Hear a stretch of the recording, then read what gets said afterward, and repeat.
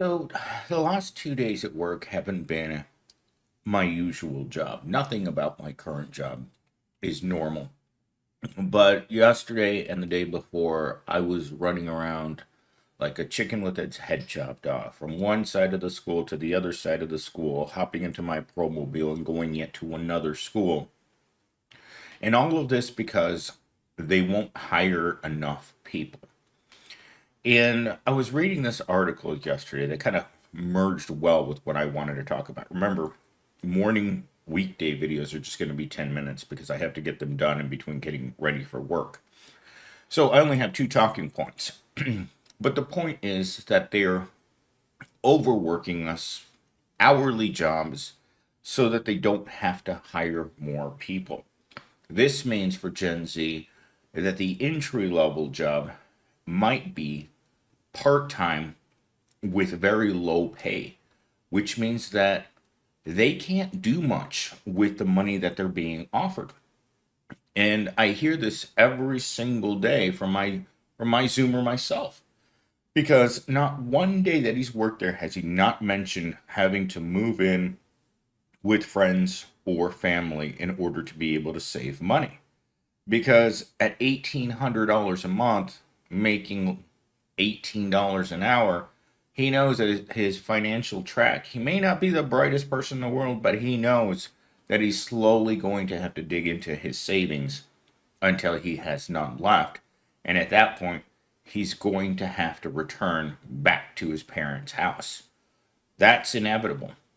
His family would prefer that he live on his own, but Gen Z doesn't have that option. It's just not feasible for people in entry level jobs to be financially stable. So, with that said, I have two talking points. Economic pressures are forcing Gen Z to stay home longer, and the emotional toll of delaying independence. This was an article from CNN that I was reading. I just kind of glanced at it, grabbed some of the talking points, tossed it into the robot, and this is what it shot out its rear end. So, without further delay, let's get into the first one. So, rising rent prices, student debt, and low wages from entry level jobs are making financial independence nearly impossible for many Gen loser, forcing them to delay moving out. This is something that happened to me a few years ago when I got out of university.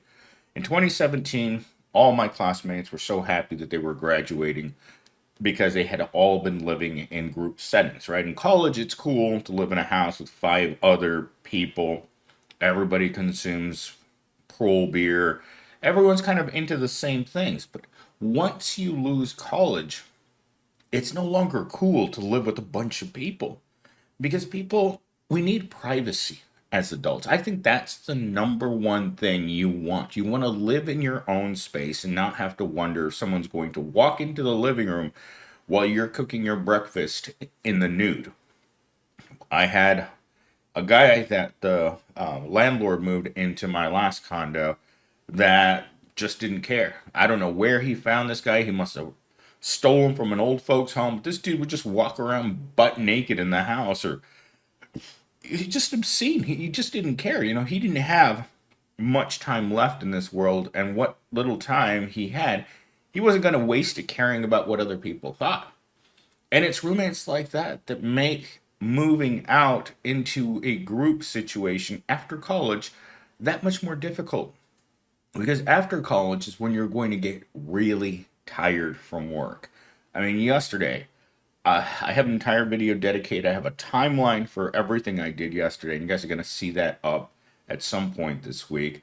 But I was just so tired. And I was talking to my one of my acquaintances, Haley. She started texting me yesterday in the middle of the day about what she was doing, and she mentioned that she took up boxing. And I asked her, how do you possibly have time for boxing when your job is 9 to 6 every day and you get one day off per week? And she said that she didn't have time, but that she wanted to do something for herself every day. And if you guys are wondering, I do this too. You guys are watching what I do. even when I'm tired, I come here and I do this.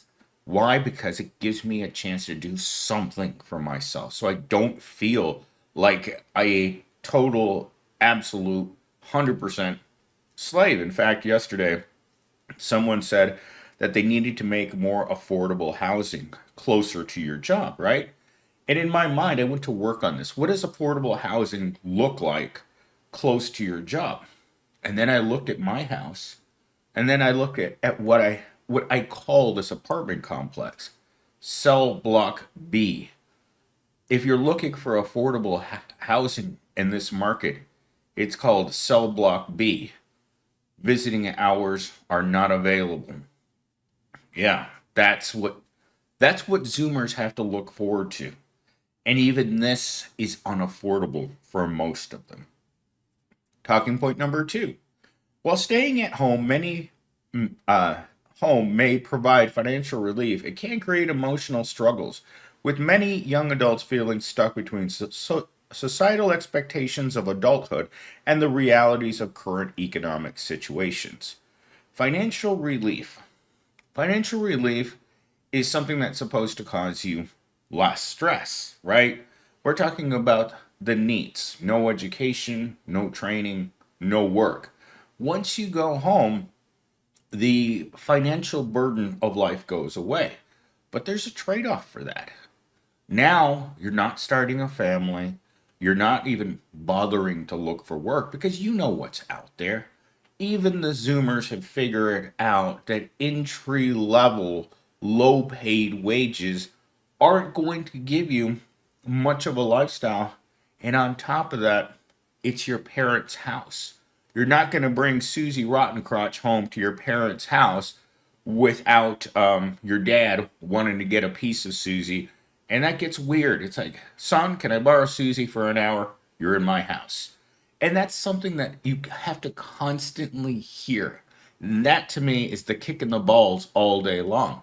My house. My house. You're not going to do this in my house. Like I was renting from some Zoomers years ago, and they had adult children that were my age, and they made it clear no pokey pokey until both of you are married. You go do it somewhere else, not under my roof. And you just keep thinking to yourself, it's like, am I really financially, am I really receiving financial relief?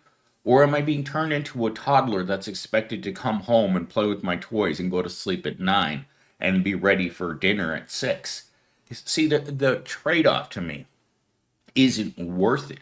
The emotional struggles of realizing that your other friends, your rich friends, right? And this is something I saw in college too, is that people whose parents had money bought them their first car, bought them their first home, and pretty much set up their careers so that they would just blast off like them. Because rich people think about these things. Rich people set up their children, their friends, the people in their network on the path to a great career.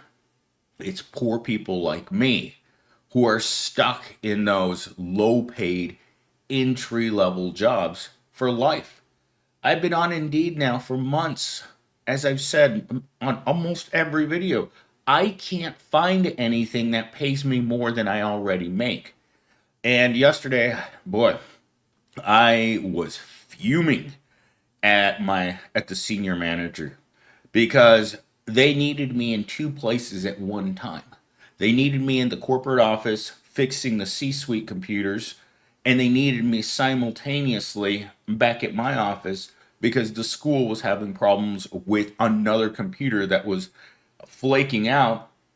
And when the teachers called my boss, the big boss, and said they wanted a replacement, my big boss said there's no money in the budget, which the teachers just replied with uh, a noise, angry noise.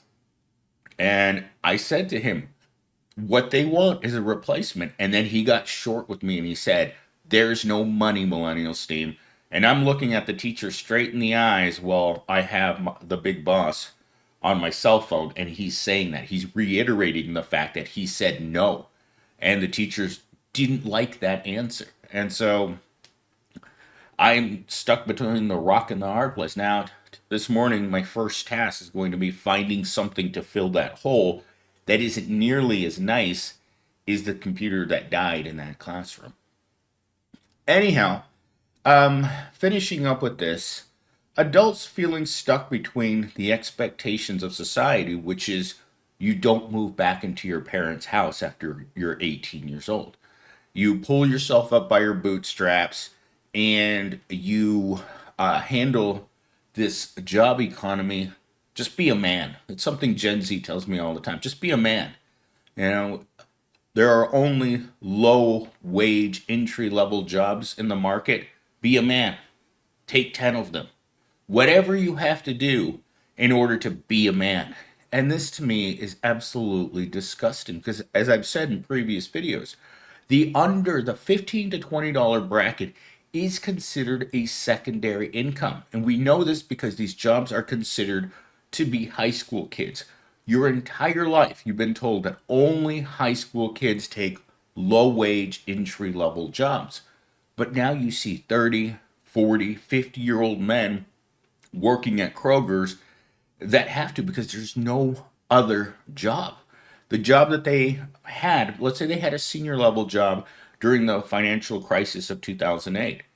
When your job industry goes away, you have to take whatever job or you stop working. You join the 1 in 3 men that's decided that work is too humiliating at entry low pay and you move back home and your life is over.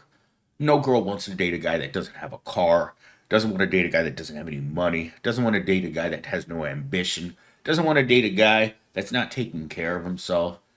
That guy's just become useless. He's going to go home and he's going to sleep all day. When he gets up, he's going to grab some of his parents' Pearl beer, put on Call of Duty, and that he's going to cruise right into his 50s as a 50-year-old virgin.